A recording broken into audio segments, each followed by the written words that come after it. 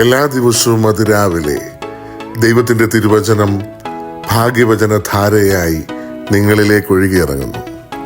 ഭാഗ്യവചനധാര എന്ന ഈ channel subscribe ചെയ്യാത്തവർ ഇന്ന് തന്നെ സബ്സ്ക്രൈബ് ചെയ്യുക. ഞങ്ങൾ അപ്ലോഡ് ചെയ്യുന്ന തിരുവചന സന്ദേശങ്ങൾ യഥാസമയം നിങ്ങൾക്ക് ലഭിക്കുന്നതിനായി ബെല്ലൈക്കൺ അമർത്തുക. ദൈവം നിങ്ങളെ അനുഗ്രഹിക്കട്ടെ. ദൈവതിരുനാമം മഹത്വപ്പെടുവാനാകട്ടെ. ഭാഗ്യവചനധാരയിലേക്ക് എല്ലാവർക്കും സ്വാഗതം. മനുഷ്യ സൃഷ്ടിയുടെ സാരാംശമാണ് മനുഷ്യത്വം.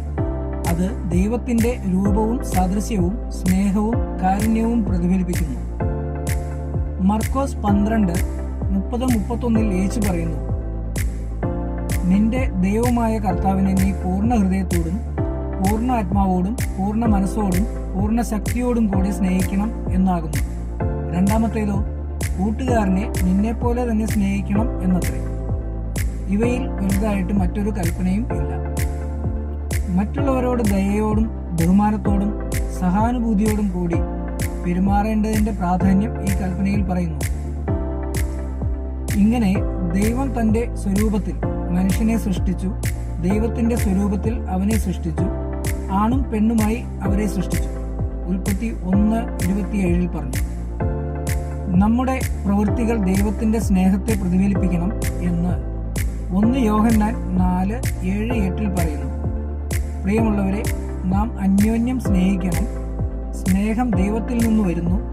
സ്നേഹിക്കുന്നവനെല്ലാം ദൈവത്തിൽ നിന്ന് ജനിച്ചിരിക്കുന്നു, ദൈവത്തെ അറിയുകയും ചെയ്യുന്നു.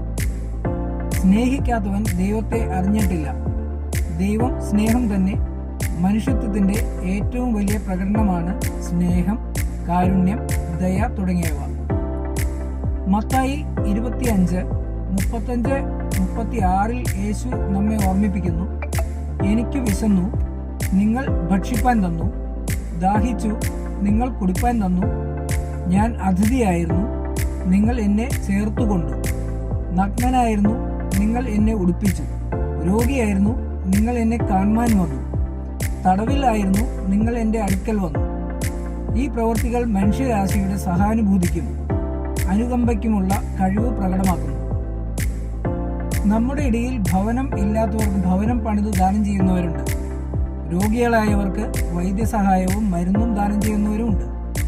വിവാഹപ്രായം കഴിഞ്ഞവർക്ക് വിവാഹത്തിന് വേണ്ട സഹായങ്ങൾ ചെയ്യുന്നവരുണ്ട്. ഉന്നത വിദ്യാഭ്യാസത്തിന് പോകാൻ മാർഗമില്ലാത്തവർക്ക് സാമ്പത്തികമായി സഹായം നൽകുന്നവരുമുണ്ട്. ഇങ്ങനെ നന്മയുടെ പ്രവൃത്തികൾ ഒരു വശത്ത് നടക്കുമ്പോൾ മറുവശത്ത് കൃത്രിമ ബുദ്ധിയുടെ ഉപയോഗം മൂലമുള്ള പ്രവർത്തനങ്ങൾ കൊണ്ട് ഏതാണ് യാഥാർത്ഥ്യം എന്ന് തിരിച്ചറിയാൻ കഴിയാതെ ജനം ബുദ്ധിമുട്ടുന്നു. കൊള്ളയും കൊലപാതകവും അക്രമവും ക്രൂരതയും യുദ്ധവും കഷ്ടതകളും ദാരിദ്ര്യവും വർദ്ധിച്ചുകൊണ്ടേയിരിക്കുന്നു എന്ന സത്യം നാം വിസ്മരിക്കരുത്.